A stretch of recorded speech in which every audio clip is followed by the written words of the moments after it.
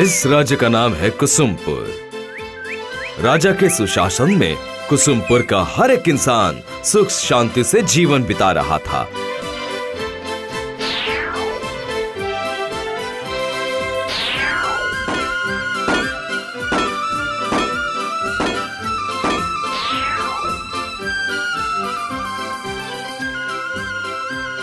लेकिन राजा का मन तो आज बहुत ही चंचल हो उठा है।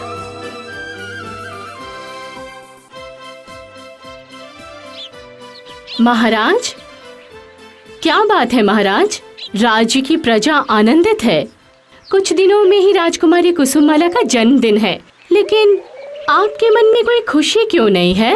आनंद? ये देखो।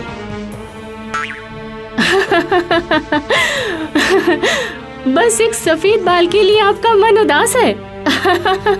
नहीं रानी, हंसने की बात नहीं है, ये समय का संकेत है। मैं और कितने दिन अपने प्यारे कुसुमपुर और लाडली कुसुममाला को संजो के रखूंगा। क्या अनाप शनाप बोल रहे हैं? मुझे पता है कि जब तक हम दोनों हैं, तब तक हमारी राज्य और हमारी बेटी को कोई चिंता नहीं है। लेकिन हमारे अनुपस्थिति में क्या होगा इस राज्य का? क्या होगा कुसुममाला का? हमारे पुण्य से और प्रजा के आशीर्वाद से वो जरूर अच्छे से रहेगी। नहीं रानी, सिर्फ प्रजाओं का आशीर्वाद नहीं, और भी कुछ ज्यादा चाहिए।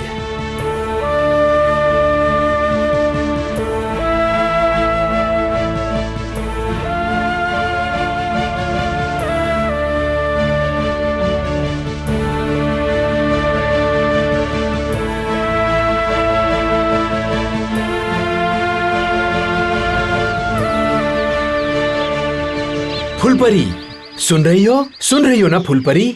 कुछ दिनों में मेरी इकलौती बेटी कुसुममाला का जन्मदिन है। हमारी इच्छा है कि सबके साथ उसके जन्मदिन के आनंद को बांट लेंगे। इसलिए मैं फूलपरी आपको निमंत्रण देने आया हूँ। मैं जरूर आऊंगी, आकर राजकुमारी को आशीर्वाद देकर जाऊंगी। धन्यवाद फूलपरी, धन्यवाद।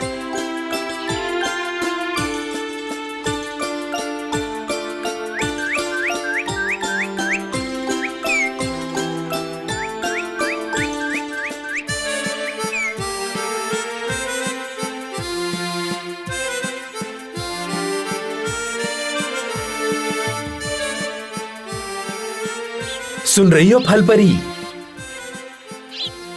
कुछ दिनों में मेरी बेटी का 16वां जन्मदिन है और मैं तुम्हें उस जन्मदिन के अनुष्ठान में निमंत्रण देने आया हूँ। जी महाराज, मैं जरूर आऊंगी, आपकी बेटी को आशीर्वाद दूंगी। धन्यवाद फलपरी, बहुत बहुत धन्यवाद।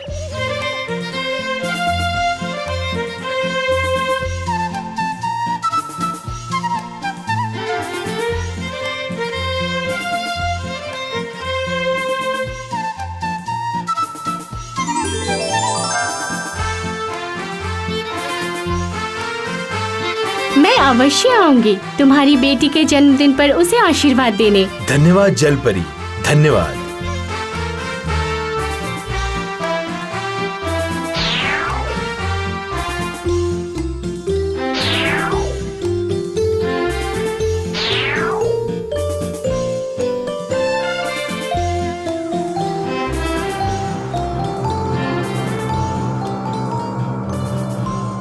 तो यहाँ पर बैठकर मेरे घर पर पहरा दे, मैं थोड़ा घूम कर आती हूँ। ठीक है पत्थर परी।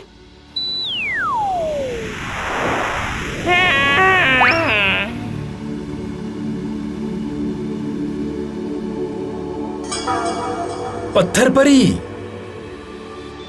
सुन रही हो?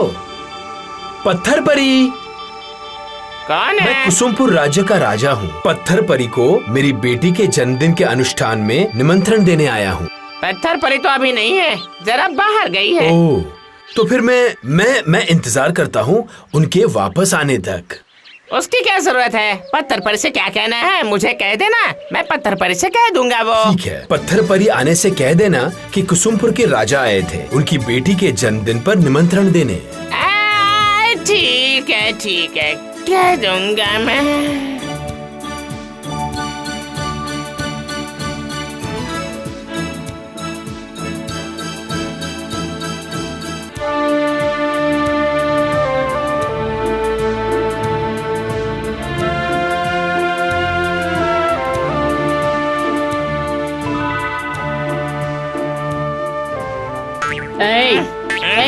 उठ उठ। तुझे कहकर गई थी मेरे घर पर पहरा देना और तू सो रहा है। कोई आया था मुझे ढूंढते हुए? नहीं नहीं, कोई नहीं। ठीक है। देखते ही देखते आ गया राजकुमारी का जन्मदिन। पूरे राजमहल में बहुत बड़ा जश्न मनाया जा रहा था। सारी परियां कब आएंगी बाबा? आएंगी बेटा, सही समय होने पर आएंगी। मैं खुद जाकर सारी परियों को निमंत्रण देकर आया हूँ और उन सब परियों ने मेरा निमंत्रण ग्रहण किया है।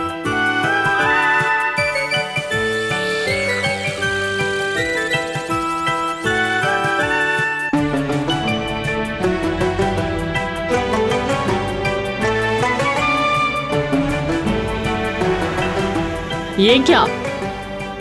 6 परियां मुझे छोड़कर कहाँ जा रही हैं? तू यहाँ पर रुक, मैं जाकर देखती हूँ।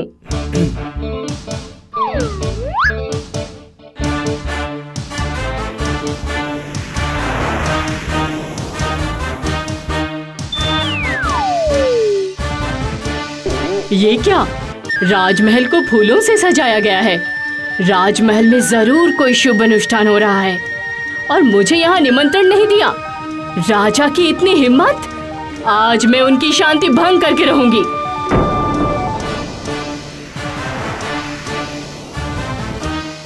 ये देखो बेटी, सारी परियां आ चुकी है। आप सबको मेरा प्रणाम। मेरी बेटी को दोनों हाथों से आशीर्वाद दीजिए, जिससे मेरी बेटी विशाल बन जाए। मेरी बेटी राज्य के हर व्यक्ति की रक्षा कर पाए। वही होगा। मैं हवा परी तुम्हारी बेटी को आशीर्वाद देती हूँ। तुम्हारी बेटी का मन हवा की तरह स्वच्छ होगा। मैं पेड़ परी हूँ और मैं राजकुमारी को आशीर्वाद दे रही हूँ। राजकुमारी पेड़ की जड़ों की तरह शक्तिशाली होगी और कोई उसे जमीन से उखाड़ ही नहीं पाएगा। मैं हूँ मेघ परी। मैं राजकुमारी को आशीर्वाद देती हूँ कि राजकुमारी के विचार मेघ जैसे शुद्ध हो। मैं जल परी राजकुमारी को आशीर्वाद करती हूँ। राजकुमारी किसी भी आपदा में पानी की तरह शांत रहेगी। मैं फल परी राजकुमारी को आशीर्वाद देती हूँ।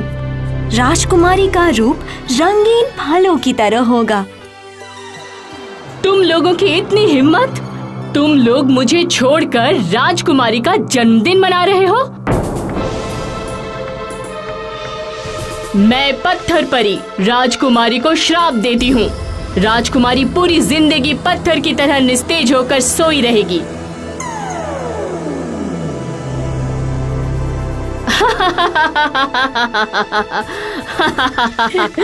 ये क्या किया आपने पत्थर परी? क्या किया आपने मेरी बेटी? यही तुम लोगों का उचित दंड है। राजकुमारी कभी भी नींद से नहीं जागेगी, पूरी जिंदगी सोती रहेगी, निस्तेज पत्थर की तरह। बेटी आंखें खोलो बेटी। ये क्या हो उठो गया? बेटी। आए, ये क्या हो गया?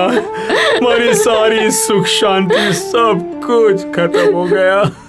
बेटी आंखें खोलो। शांत हो जाइए, आप लोग शांत हो जाइए। मत भूलिए कि अभी भी राजकुमारी को मेरा आशीर्वाद देना बाकी है। अभी तो आप ही मेरी बेटी को बचा लीजिए फूल परी। आपसे हाथ जोड़कर विनती करता हूँ। बेटी के अलावा हमारे पास और कुछ भी नहीं है। उसके बिना हम किसका चेहरा देखकर जिंदा रहेंगे? दया कीजिए, उसे पहले जैसा बना दीजिए। पत्थर परी के अभिशाप को नष्ट करने की क्षमता मुझ में नहीं है, लेकिन उसके अभिशाप के असर को कम करने की क्षमता मुझ में है। मैं फूल परी हूँ। मैं राजकुमारी को आशीर्वाद देती हूँ। जिस दिन फूल जैसा पवित्र कोई राजकुमार आकर राजकुमारी को छुएगा, उसी दिन राजकुमारी की नींद टूट जाएगी। और जब तक राजकुमारी की नींद नहीं खुलती, तब तक इस कुसुमपुर राज्य का हर कोई इंसान गहरी नींद में सो जाएगा।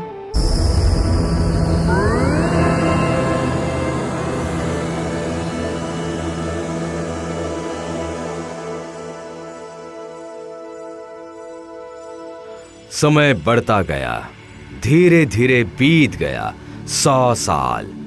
इन 100 सालों में किसी ने भी राजमहल की ओर घूमकर नहीं देखा। देखेगा भी कैसे? राजमहल तो ढक चुका था घनघोर जंगल से और उसके अंदर गहरी नींद में घिरा हुआ हर कोई। एक दिन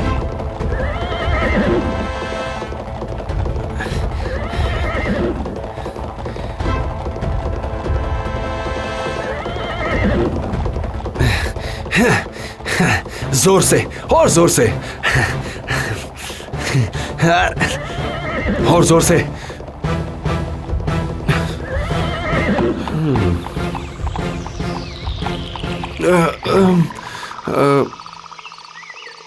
लगता है मैं सच में रास्ता भूल गया हूँ। शाम भी होने लगी है, मैं थक गया हूँ। आसपास विश्राम के लिए कोई जगह भी नहीं दिख रही है।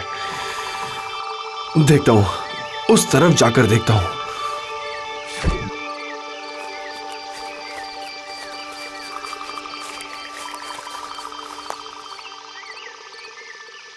इस घने जंगल में ये क्या है? जरूर कोई बड़ा बंगला है। जाता हूँ, आज रात वहीं जाकर रुकता हूँ।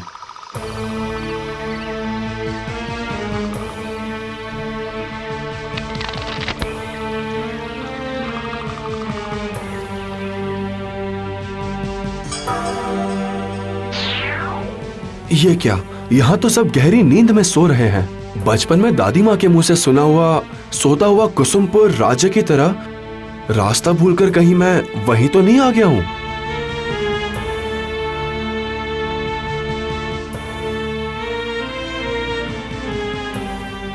ये तो बिल्कुल कहानी की तरह है।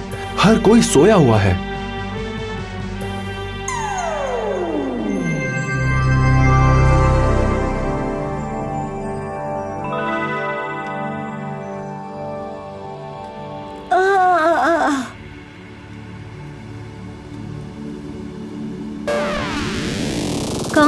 कौन हो तुम? मैं रास्ता भूलकर यहाँ आ गया हूँ। आकर देखा तो तुम सब सो रहे थे। इसका मतलब तुम ही हो जिसने मेरी राजकुमारी को नींद से जगाया। मुझे माफ कीजिएगा महाराज, असल में मैं। माफी क्यों मांग रहे हो युवक? हम हमेशा के लिए तुम्हारी ऋणी हो गए युवक। अगर तुम ना होते तो हमारी इकलौती बेटी जिंदगी भर इसी तरह से सो रही होती। कोई है? राजमहल को फिर से फूलों से सजा दो। कुसुमपुर की खुशियाँ फिर से लौट आई है। इस युवक का हाथ पकड़कर जय हो फूलपरी की जय हो, जय हो फूलपरी की जय हो, जय हो फूलपरी की जय हो, फूलपरी की जय। उसके बाद उसी युवक राजकुमार के साथ कुसुमपुर की राजकुमारी की शादी हो गई।